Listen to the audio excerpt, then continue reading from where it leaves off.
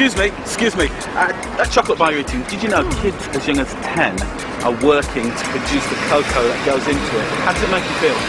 Do you know that children as young as 10 are being used to produce the cocoa that goes into that chocolate? Does that disturb you? That old necklace you're wearing, did you know that people are being poisoned and beaten in order for you to wear that chain? Do you like rice? Yes. How would you feel about the fact that cheap American rice is being used to put farmers in the developing world out of business? Rice, don't forget it. Excuse me. Be honest. Rarely, when you pick something up from the supermarket shelf, do you consider the poor beggar in Africa who's had to produce it. Oh no, I hear you say, poor people being exploited in Africa. What can I do about it? Well, I believe consumers can influence the powers that be. So I've come to Africa on the trail of our 3 high street products: rice, chocolate and gold. I'm going to meet the people who produce them and see for myself the lives they lead. Can I, as a Westerner, do the work that they do? I'm knackered after 10 minutes. And I'm also going to take on some powerful multinational companies. No, that's cowardice. You can pay above it if you want to, you can.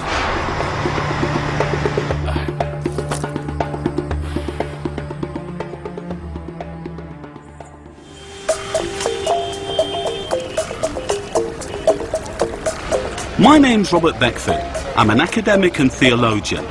I'm in the capital of Ghana, thousands of miles from my home in Birmingham. Over 200 years ago, the British seized my ancestors from here and shipped them to Jamaica as slaves. This year, Ghana is celebrating the 50th anniversary of its independence from British rule.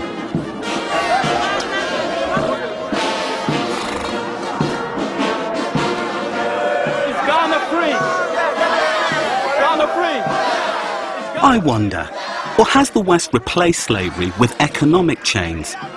For several decades, Western companies and organisations like the International Monetary Fund, the IMF, and the World Bank have effectively run the economies of many African countries. I want to know, why is it after 50 years, Ghana, despite being a prosperous country, being rich in minerals, having a stable democracy, is still one of the poorest countries on this planet? I'm going to find out why. I start my journey by flying from Accra to the capital of the agricultural north, Tamale. Remember my packet of supermarket rice? Well, this is a so-called rice growing area, and I've come here to find out how Western policies have impacted on local people. I'm going to work with some rice farmers and try to survive on their income. My target is to earn the average national daily income in Ghana, about 60p a day. My guide and translator is Victoria Adongo, herself from a farming background. You think he's going to make it, Victoria? Oh, yes. I know he can make it. Good to see you got a bit of faith in me. Good. We're heading for a Muslim village called Birima, a short drive from Tamale. This area was at the heart of Ghana's rice basket. In the early 1970s, the country was nearly 50% self-sufficient in rice production. But looking at the village now, I find it hard to believe. I think this is it. Yeah, this is it. This is Birima. Birima? Yes.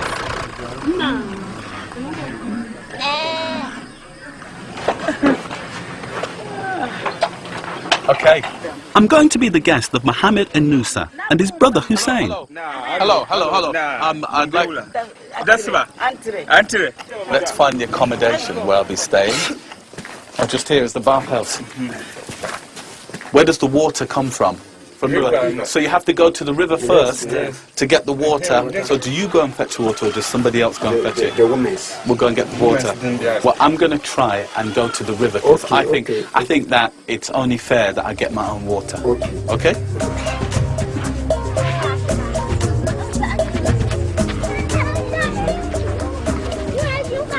What about the lavatory? Toilet is just outside. Bush. You don't have bush. toilet. Yes. You go to the bush. So you just follow the path. Yes. You can shoot up the trees. In the just trees. Okay, okay. All right, that's helpful. That's helpful to know. It's a big bathroom.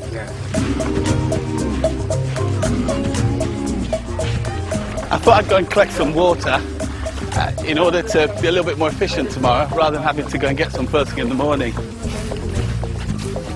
And how many miles is it to get the water? Yes, about 1 mile. So 2 miles in total.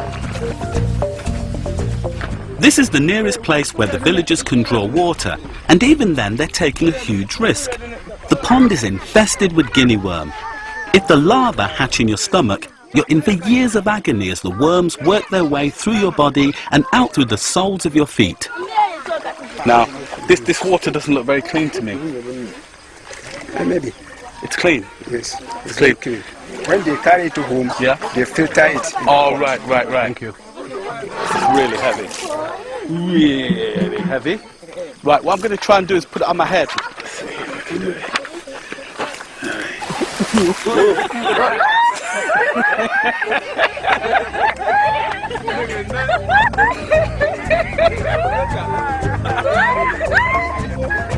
I feel kind of embarrassed because, as you can see, there are kids a fraction of my age who have outstripped me already. So that girl in front of me is probably carrying more than me. She's got a metal bucket and it's full to the brim. You can see this is keeping the locals very much entertained.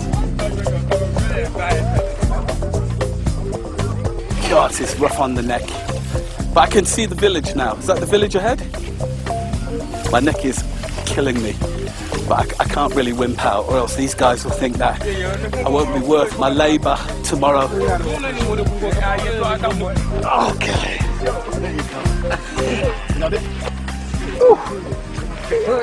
I seem to have made an impression by fetching my own water, but I'm here to earn my living. So I wonder how much I could make carrying water for other people.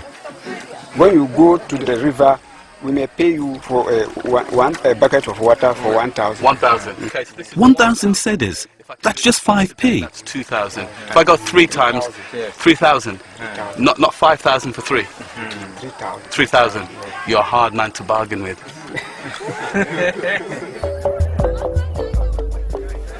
Just looking around at the people, I could tell that they were really hard-working and super fit. But something isn't right. All the machinery is busted, and you can see that there's a degree of frustration behind all the laughs and the smiles that the people have. Why is it when the people are so hard-working and they're so underproducing? Well, what kind of forces are preventing them from truly flourishing? That looks so feminine. It's actually quite frightening, isn't it? All I've done today is carry water for a mile, and I'm totally shattered. Even the children laughed at me. Tomorrow, I've got to work in the fields. I'll be knackered after 5 minutes. That's my biggest worry. God knows if I can do this.